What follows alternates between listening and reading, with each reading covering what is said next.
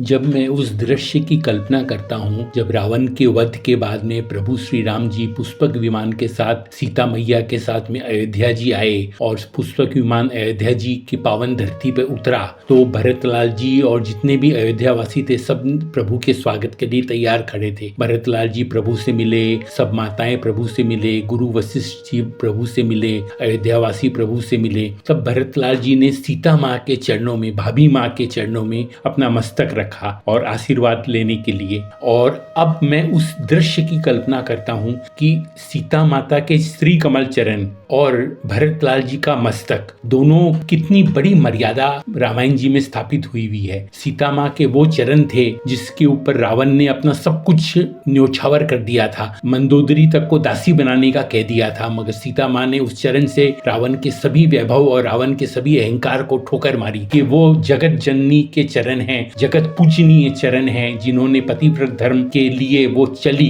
One one चली। और जो चरण कभी राजमहल में पलंग से नीचे नहीं उतरे थे, वो चरण वन में नंगे पैर चलने का, उसने पतिव्रत धर्म को पालन करने का अपना कर्तव्य निभाया। तो ये वो जगत जननी के चरण हैं। और अब भरतलाल जी के मस्तक की बात करें तो ये वो मस्तक है जिसपे राज मुकुट आने वाला था। राम भगवान के वनवास के बाद में पिता की आज्ञा, भाई की इच्छा का समर्थन करने के लिए गुरु वशिष्ठ जी के कहने पर भी अयोध्या के जितने न्यायसी थे, अयोध्या की जितनी प्रजा थी, वो सब भी कहते थे कि राम भगवान वन में चले गए, आपको वो राज्य दे के गए हैं, पिता ने आपको आदेश दिया है, आपको राज्य स्वीकार करना चाहिए। जो राज्य अयोध्या जी का, जिसके लिए इंद्रदेव जी भी ललाहित रहते थे, क्योंकि जो वैभव था अयोध्या जी का वो अतुलनीय था, उस राज्य को, मस्तक पर राज मुकुट को उन्होंने ठोकर मारी भरतलाल जी ने, और वो मस्तक पे अपने प्रभु के चरण पादुकाओं को स्थान दिया। चरण पादुका लेके और वापस अयोध्या, चित्रकूट से अयोध्या जी आए। तो ये वो चरण थे